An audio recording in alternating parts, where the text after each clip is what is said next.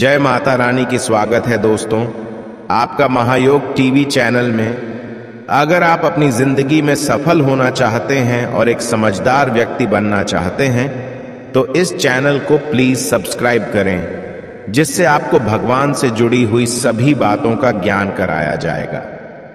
तो इस वीडियो में हम बात करेंगे, तो आइए मां का जयकारा लगाते हुए वीडियो को शुरू करते हैं। दोस्तों, प्रकृति का खजाना अनमोल बा असीमित है। खासकर बारिश के मौसम में जगह जगह पर वनस्पतियां लग जाती हैं। कुछ पौधे अपने आप ही लग जाते हैं और इन्हें हम इन मतलब का सरदर्द, कचरा आदि समझकर या जंगली घास फूस समझकर उखाड़ कर फेंक देते हैं। दोस्तों, कुछ पौधों के बारे में हमें जानकारी जरूर होना चाहिए कि ये कचरा नहीं, ये बहुत ही ज्यादा कीमती और अनमोल रत्न है। हीरे मोती से भी ज्यादा कीमती है। इनका औषधीय महत्व सर्वोपरि ये होता है।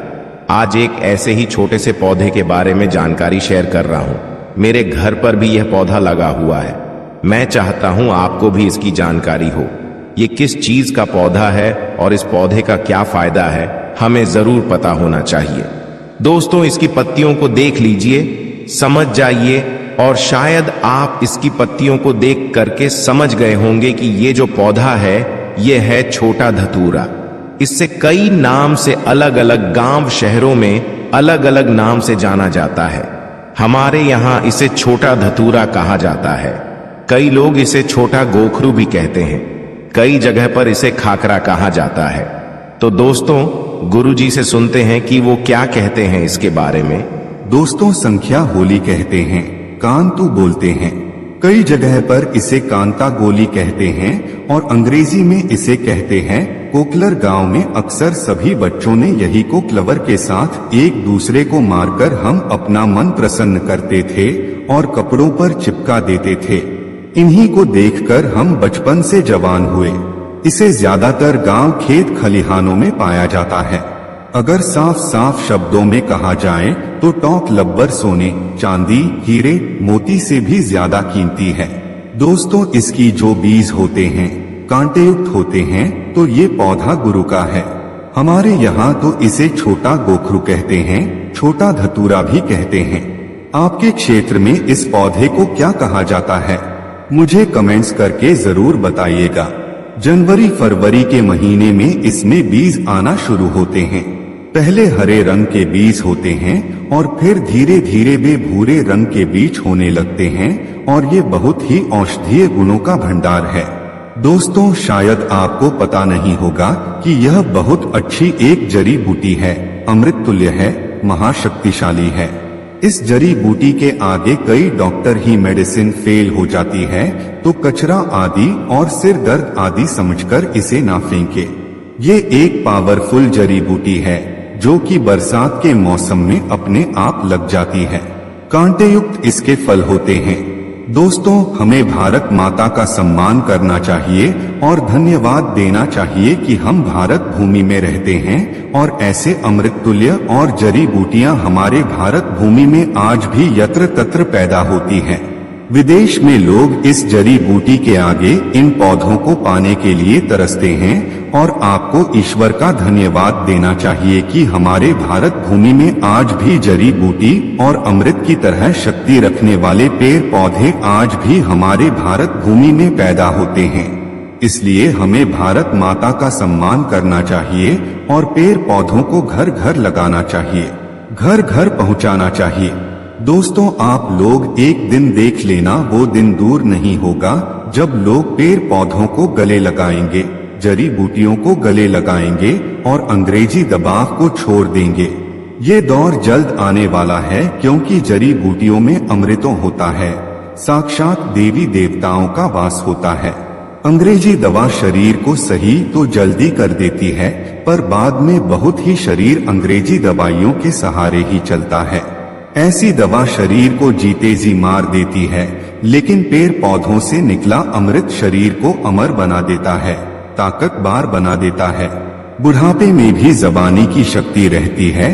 तो चलिए मैं अब आपको बताता हूँ कि किन किन बीमारियों में यह फायदेमंद है। देखिए, इसकी पत्तियों को पीस करके इसका रस यदि आप अपने बालों पर लगाते हैं, मान लीजिए आपके सिर पर बहुत बाल नहीं है, गंजापन आ गया है, आप देखेंगे नए बाल उगना शुरू हो जाएंगे, जिन्हें बहुत ज्यादा हेयर फॉल होता है। वे लोग भी इसे लगा सकते हैं। तो ये देखिए इसके बीज है। ये छोटा धतूरा दोस्तों आप देख सकते हैं, सूखने पर ये कुछ इस कलर का हो जाता है, जिसे हम लोग यहाँ पर छोटा गोखरू भी कहते हैं। इसके पत्तों को देखकर अंदाजा लगाइए, और कई लोग इसे खाकर आशंका होली कहते हैं, कोकलर कहते हैं। इसके बीज जो होते हैं बहुत कंटक युक्त होते हैं, इसीलिए तो कपड़ों पर चिपक जाते हैं। खासकर मैदानी इलाकों में खुले स्थान पर ये पौधा अपने आप ही उग जाता है। वर्षा ऋतु में यह अपने आप उगने वाला पौधा है। सड़कों के किनारे मैदानी इलाकों में पानी से भरी हुई कई जगह पर ये बहुत आसानी से लग जाता है। ये पौधा अपने आप ही लगता है। यदि इसके पत्तों को पीसकर 2 से 3 बूंद इसके रस को दही के साथ लेने से बवासीर में बहुत आराम मिलता है। अक्सर मौसम बदलते ही सर्दी खांसी बच्चों को बड़ों को हो जाती है, तो इसके पत्तों को छाव में सुखा ली दूध के साथ। जी हाँ, इसके पत्तों को छाव में सूखने के बाद पीसकर दूध के साथ सेवन करने से सर्दी खांसी में बहुत आराम मिलता है। दोस्तों, कैसे हम कमजोरी को दूर कर सकते हैं? देखिए, आजकल के समय में ज्यादातर लोग कमजोरी की समस्या से परेशान हैं, क्योंकि हमारा लाइफस्टाइल इतना ज्यादा खराब हो चुका है कि हम अपने शरीर को वो सारे पोषक तत्व दे ही नहीं पाते हैं।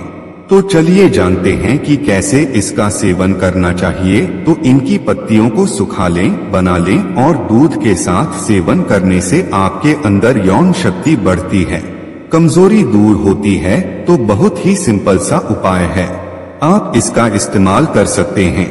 ये मर्दों में ढीलेपन को भी दूर करता है, बहुत ही कारगर सिद्ध उपाय है ये। दोस्तों, आगे बढ़ने से पहले वीडियो को लाइक जरूर करें, क्योंकि आप बाद में लाइक करना भूल जाते हैं।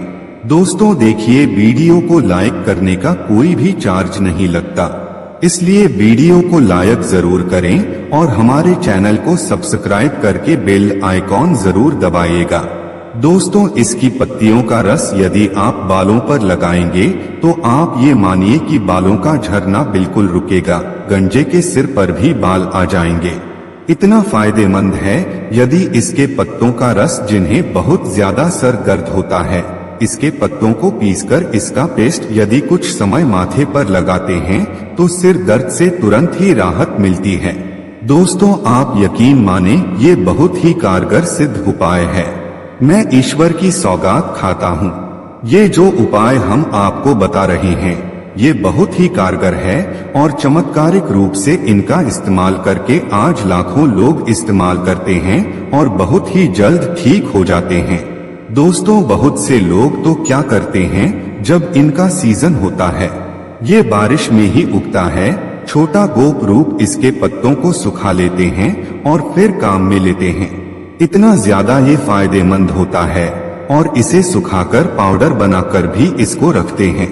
इतना ज्यादा फायदेमंद है, इसके 1 चम्मच पाउडर को, पत्तियों के पाउडर को तेल में मिला लें, किसी भी तेल में, नारियल तेल में, सरसों के तेल में, और उस तेल को अपने बालों पर लगाएं कि मसाज करेंगे तो गंजे के सिर पर भी बाल उगा देगा। ये पौधा इतना फायदेमंद है तो हमारे आसपास जो वनस्पति होती है उनके बारे में हमें जानकारी जरूर होना चाहिए दोस्त। और इसके कुछ ताजी पत्तियों को ले लीजिए, थोड़ा सा क्रश करके या फिर किसी भारी चीज से इसका रस निकाल लें और इसका रस भी आप डायरेक्ट बालों पर लगा सकते हैं। आप चाहे तो थोड़ा सा नारियल का तेल भी मिलाकर इसको लगा सकते हैं।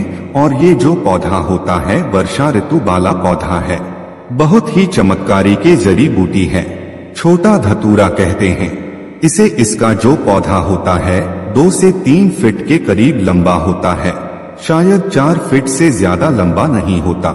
बहुत से लोग इसे स्किन डिजीज पर भी लगाते हैं, चर्म रोग पर भी इसका रस लगाने से वो धीरे धीरे समाप्त हो जाता है, ठीक हो जाता है, जड़ से समाप्त हो जाता है। अक्सर फोरे फुंसी अगर हैं, कोई घाव है तो उसमें भी इसकी पत्तियों का पेस्ट लगाएंगे तो फोरे फुंसी ठीक हो जाते हैं। चेचक के जो दाग होते हैं उसमें भी यदि इनकी पत्तियों का रस लगाएंगे तो दाग धब्बे बिल्कुल ही दूर हो जाते हैं, घाव ठीक हो जाता है। ऐसा कहा जाता है कि नासूर तक को ठीक कर देता है। तेल कैसे बनाना है चलिए बताते हैं, ताकि आप बालों पर अप्लाई कर सके। दोस्तों अब आपको क्या करना है, यहाँ पर आप तेल ले सकते हैं, नारियल का तेल ले सकते हैं, आप यहाँ पर सरसों का तेल ले सकते हैं। और इस तेल में अब आपको क्या करना है, इसकी कुछ पत्तियां डालना है, छोटी गोखरू की कुछ पत्तियां डालना है। इसके कुछ पत्तियों को डालकर थोड़ी देर पकाना है ताकि तेल में गोखरू की पत्तियों के सारे पोषक तत्व आ जाए। बहुत से लोग इसे जहरीला कहते हैं, जहरीला मानते हैं, परंतु यह जहरीला नहीं होता है। और इसके कोमल कोमल पत्तियों को आपको इसमें डालना है। आप देखेंगे कि ये जो तेल है बहुत ही इफेक्टिव रहेगा। आप यहाँ पर नारियल का तेल भी ले सकते हैं। पत्तियों को तोड़ लें और याद रहे पत्तियां ताजी होना चाहिए। दोस्तों ताजी पत्तियों की बात ही अलग होती है। ताजी पत्तियों में पोषक तत्वों की मात्रा बहुत ज्यादा होती है, तो आप अच्छे से देख ले, इसकी पत्तियों को देख ले। वैसे भी हमें अपने आसपास के पेड़ पौधे वनस्पति जड़ी बूटियों की जानकारी जरूर होना चाहिए। कई लोग ऐसे हैं जिन्हें पौधों की जानकारी ना होने की वजह से वह मात्र कचरा समझकर पेड़ पौधों को घर से ही बाहर फेंक देते हैं, जो कि बाद में उन्हें नुकसान उठाना पड़ता है कि जिसे हम कचरा समझकर बाहर फेंक रहे थे, असल में वो तो हीरा निकला। तो दोस्तों इसका तेल निकालने के लिए गैस को स्लो पर चलाएं। धीमी आंच पर स्लो फ्लेम पर 10 मिनट तक इस तेल को पका ले ताकि इन पत्तियों के सारे पोषक तत्व अब इस ऑयल में आ जाएं। उसके बाद इस तेल से आपको अपनी इस स्कैल्प की मसाज करना है। आप देखेंगे बालों का झरना बिल्कुल ही रुक जाएगा।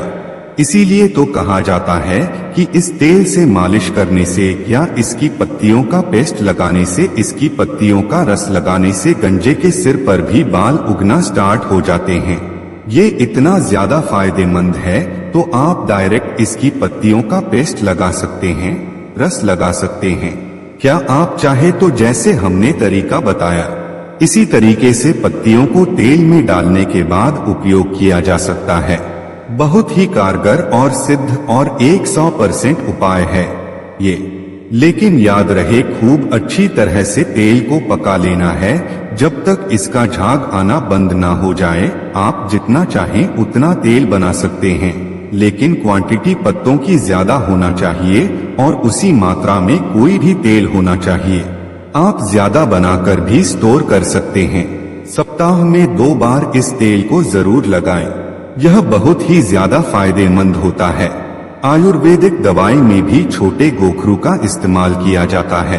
बहुत से जो आयुर्वेदिक दुकानें होती है वहाँ पर ये मिलता भी है। आजकल तो सूखे इसके बीज भी मिलते हैं। बाजार में तो इसे कई रोगों में इस्तेमाल किया जाता है। ये बहुत ही मेडिसिन प्लांट है, बहुत ही अच्छी जड़ी बूटी है जो कि गंजेपन की समस्या को तुरंत ही दूर करती है। इसके जो पत्ते होते हैं, थोड़े से पत्ते को अगर आप छोड़ेंगे तो पत्ते थोड़े से कुरकुरे से होते हैं। स्वाद में इसके पत्ते थोड़े से कड़वे होते हैं, परंतु औषधीय गुण इसमें भरपूर होता है। तेल को छानने के बाद आप इसे अच्छे से स्टोर कर ली। इस तेल से यदि मसाज करेंगे तो हेयर फॉल रुकेगा, नए बाल आना स्टार्ट होंगे। आपको खुद को अंतर महसूस होगा। आपके बाल कब निकल आएंगे आपको पता भी नहीं चलेगा। आप चौंक जाएंगे। यदि पैर का नाखून धड़ से अलग हो गया है या टूटने वाला है तब इसके पत्तों का कच्चा रस लगाएं। तुरंत नया नाखून निकलना शुरू हो जाता है और दर्द धीरे धीरे समाप्त हो जाता है। यदि आंखों के नीचे के घेरे काले पर गए, डार्क सर्कल आ गए, तब इनके पत्तों का ताजा रस उंगलियों की सहायता से या किसी कॉटन की सहायता से 1 बूंद आंखों के नीचे वाले हिस्से पर हल्का सा लगा दें। डार्क सर्कल 1 हफ्ते में या 1 महीने में जड़ से समाप्त हो जाते हैं। यदि सर में बार बार जो हो जाती है आप परेशान हो गए, सर को खुजाते खुजाते आप पागल से हो गए, सर बार बार गंदा हो जाता है, डैंड्रफ आ जाता है, तब इसके पके हुए तेल को सर में लगाएं और सिर की मालिश करें। इसकी सुगंध से जो आपके आसपास भी नहीं भटकेगी और डैंड्रफ आदि भी नहीं होगा। इसका तेल एंटीबायोटिक का काम करता है।